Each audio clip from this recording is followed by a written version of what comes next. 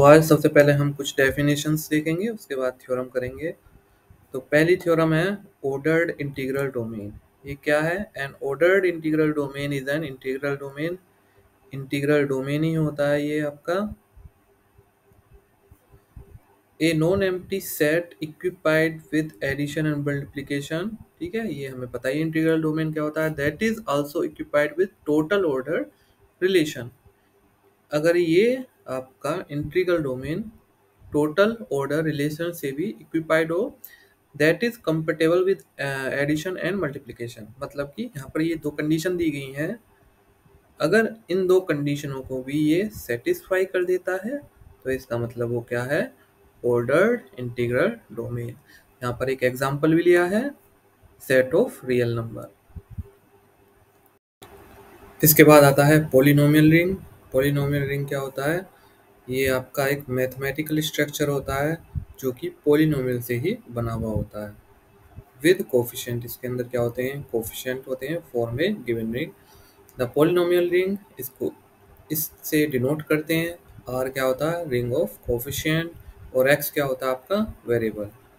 The element of the polynomial ring are polynomial. जो element होते हैं इस रिंग के वो पॉलिनोमियल होते हैं, which are formal expression of the form. इस तरह के आपका ये रिंग होती है। ठीक है, यहाँ पर ये जो ए आई है, ये ए और आई इस तरह से are coefficient from the ring R. तो ये आपके क्या होते हैं? कोफिशिएंट होते हैं ए आई। इसके बाद डिग्री, जैसे कि आपका नॉर्मल पॉलिनोमियल में डिग्री होती है हाईएस्ट पावर, उसी तरह से यहाँ पर भी ये डिग्री होती है। The degree of a polynomial is the highest power of the indeterminate x. मतलब वेरिएबल एक्स की जो हाईएस्ट पावर होती है वो आपका डिग्री होती है। फिर इसके बाद एक लाइन है यहाँ पर, जीरो पॉलिनोमियल की या तो अनडिफाइंड या फिर इसको नेगेटिव इन्फिनिटी, उसकी जो डिग्री होती है उसको ये बोलते हैं। अब हम बात करेंगे आइडियल की। Let R be the ring. यहाँ पर आर आपका एक रिंग है, आई उसका सबसेट है। I is called a left ideal. I को हम बोलेंगे लेफ्ट आइडियल। कब? अगर वो आपकी दो प्रॉपर्टी को सेटिस्फाई कर दे। पहला है additive closure for any element x and y in I. इस आई से दो एलिमेंट लिए हमने, एक्स और वाई, और अगर इन दोनों का सम वापस से आई में आ जाए तो ये आपका क्या होगा? Additive closure. Left absorption property, ये क्या होता है? For any element r in R. एक एलिमेंट लेते हैं जो कि रिंग से बिलोंग कर रहा है, एंड एनी एलिमेंट एक्स इन आई, और एक दूसरा एलिमेंट लेते हैं एक्स जो कि आई से बिलोंग कर रहा है। तो अगर इन दोनों का प्रोडक्ट इस तरह से, आर को अगर हम लेफ्ट में ले और एक्स को राइट में ले, तो अगर ये आपका यहाँ पर आर एक्स भी आई में आ रहा है तो इसे हम बोलते हैं लेफ्ट एब्जॉर्प्शन प्रॉपर्टी। इसी तरह से राइट आइडियल के लिए होता है, यहाँ पर आपका क्या आ जाता है? सिर्फ राइट एब्जॉर्प्शन प्रॉपर्टी। ठीक है, ये आ जाता है। ये इस बार आर जो है वो राइट में ले लेंगे तो ये राइट आइडियल हो जाता है। और इन दोनों के कॉम्बिनेशन को हम बोलते हैं आइडियल, जिसके अंदर लेफ्ट आइडियल भी आ जाए और राइट आइडियल भी आ जाए। नेक्स्ट है homomorphism. A homomorphism between two algebraic structure is a map that preserves the operation of the structures. Let R and S be two rings. तो यहाँ पर हम दो रिंग लेते हैं, एक R और एक S, और इन दोनों के बीच में एक मैपिंग है फाई जो R से S पर है। ये आपका R है और ये S है। तो इसको हम होमोमॉर्फिज्म कब बोलेंगे? अगर यहाँ पर ये दो कंडीशन को सेटिस्फाई कर दे। ये दो कंडीशन है, इनको सेटिस्फाई कर देता है तो इसे हम बोलेंगे ये होमोमॉर्फिज्म।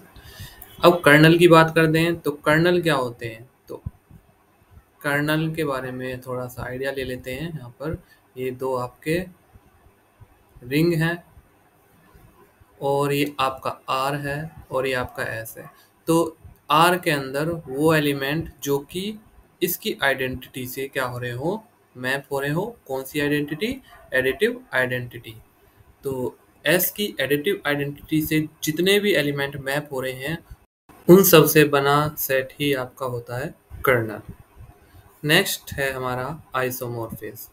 तो अगर यही होमोमॉर्फिज्म 1 1 और ऑन टू हो जाए तो इसी होमोमॉर्फिज्म को हम एक नया नाम दे देते हैं आइसोमॉर्फिज्म। तो सिर्फ इतना ही अंतर होता है यहाँ पर। नेक्स्ट आता है quotient ring. Let R be a ring and I be an ideal of R. मान लेते हैं आर कोई भी रिंग है और आई उसका आइडियल है। The quotient ring denoted by, इसको इससे हम डिनोट करते हैं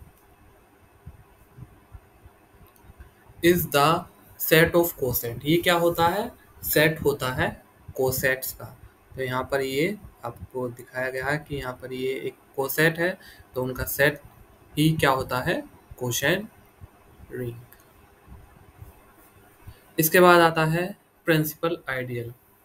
N ideal I is in a ring R is called principal ideal if I is generated by a single element. अगर आपका आई ये जो है यहाँ पर आइडियल, ये अगर सिंगल एलिमेंट से जनरेट हुआ है तो इसी को हम बोलते हैं प्रिंसिपल आइडियल। नेक्स्ट आता है principal ideal ring. A principal ideal ring is a type of ring in which every ideal is a principal ideal. तो प्रिंसिपल आइडियल रिंग वो रिंग होता है जिसके अंदर हर एक आइडियल क्या हो? आपका प्रिंसिपल आइडियल हो। Ring divisibility in an integral domain. ये क्या है? आसान सी एक डेफिनेशन है। कोई भी हम दो एलिमेंट ले रहे हैं तो ए अगर बी को डिवाइड कर रहा है, ए डिवाइड एन एलिमेंट बी, तो इसका मतलब ये है कि कोई ना कोई एक है ऐसा एलिमेंट सी एग्जिस्ट करेगा जो इस कंडीशन को सेटिस्फाई कर रहा हो। प्राइम आइडियल क्या होता है? एन आइडियल पी, एक आइडियल लिया है P in a commutative ring. Ring कैसा? कम्यूटेटिव है। इस कॉल्ड ए प्राइम आइडियल, इसको प्राइम आइडियल बोलेंगे। if for any element a and b in R, if ab is in p, अगर ab क्या हो? p के अंदर हो, then either, तो या तो a या फिर b या फिर दोनों p के अंदर हो, तो ये आपका हो जाएगा प्राइम आइडियल। इसके बाद मैक्सिमल आइडियल, ये क्या होता है? An ideal m in a ring R is called maximal ideal if there is no proper ideal I other than R itself। तो अगर कोई ऐसा यहाँ पर प्रॉपर आइडियल आई ना हो सच दैट जो कि इस कंडीशन को सेटिस्फाई कर रहा हो। अब हम कुछ थ्योरम देखेंगे यहाँ पर। तो पहली थ्योरम है the necessary and sufficient condition for a non empty subset S of a ring R to be a subring of are are. तो यहाँ पर एक रिंग है आर और उसका एक सेट है, सबसेट है एस, तो वो आपका सब रिंग होगा कब? अगर वो इन दो कंडीशन को सेटिस्फाई करता है। तो कैसे प्रूव करेंगे? The condition are necessary. मान लेते हैं कि ये आपका जो सेट है, ठीक है, सबसेट आर का, ये आपका सब रिंग है। तो सब रिंग है इसका मतलब S is a group with respect to addition. तो यहाँ पे सब रिंग होने का मतलब ये है कि जो कंडीशन आर के अंदर है वो सारी की सारी आपकी कौन सेटिस्फाई करेगा? एस भी सेटिस्फाई करेगा।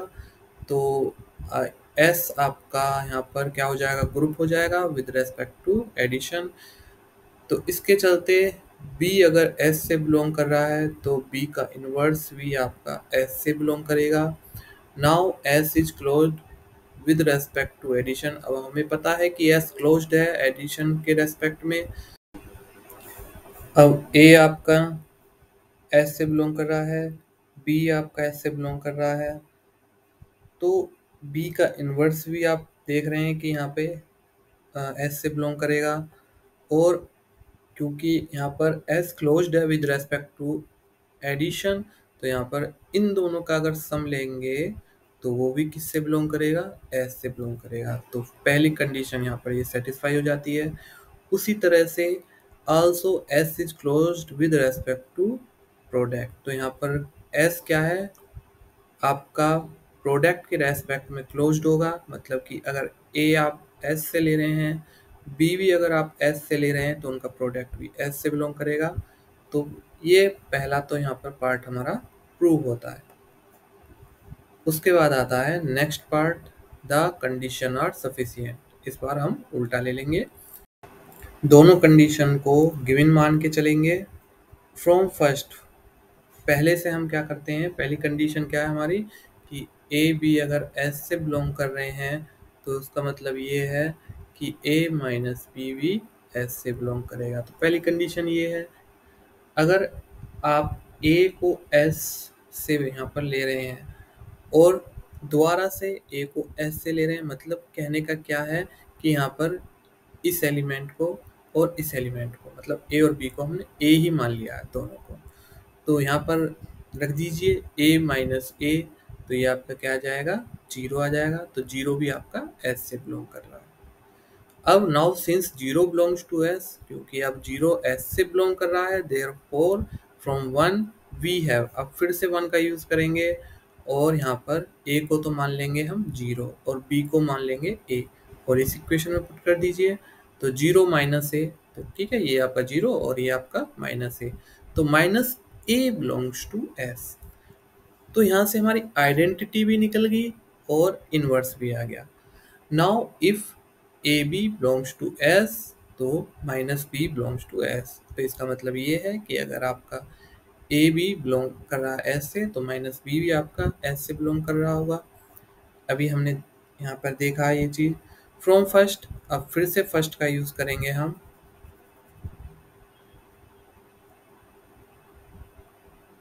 और यहाँ पर देखिए ए को तो ए ही पुट करेंगे और बी को माइनस बी पुट कर देंगे। तो यहाँ पर क्या होगा, बी को माइनस बी पुट किया, माइनस माइनस प्लस, तो a plus b belongs to S. तो एस आपका क्लोज्ड भी हो गया। ठीक है, तो हमें क्या प्रूव करना, सब रिंग प्रूव करना। और सब रिंग के लिए 8 कंडीशनों को प्रूव करना होगा, जिसमें से हम आधी कंडीशन प्रूव कर चुके हैं। आधी का मतलब हम एबिलियन ग्रुप, पहले तो abelian group with respect to addition उसको प्रूव करेंगे। तो इसमें आप देख सकते हैं कि क्लोज्ड प्रूव हो गया ये, और आपका माइनस इनवर्स भी आ गया यहाँ पर, और आइडेंटिटी भी आ गई। इसके सिवा एसोसिएटिविटी, कम्यूटेटिविटी, क्योंकि ये आर में होल्ड हो रही हैं तो उसके सबसेट में भी होल्ड होंगी, तो यहाँ पे हम डायरेक्ट ही लिख देंगे, और इस तरह से ये आपका एबिलियन ग्रुप प्रूव हो जाता है। अब बाकी जो बची प्रॉपर्टी है उनको देख लेते हैं। फ्रॉम सेकंड, इसके लिए हम किसका यूज करेंगे, सेकंड प्रॉपर्टी का, सेकंड कंडीशन का। तो ये था आपका कि अगर ए बी एस से बिलोंग कर रहे हैं तो उनका प्रोडक्ट भी एस से बिलोंग करेगा। तो एक प्रॉपर्टी तो यहीं पे सेटिस्फाई होगी, कौन सी, क्लोजर। तो क्लोजर यहाँ पर, और बाकी सब भी यहाँ पर सेटिस्फाई हो जाएंगी, क्योंकि वो आर में सेटिस्फाई हो रही हैं इसलिए वो एस में भी सेटिस्फाई होंगी।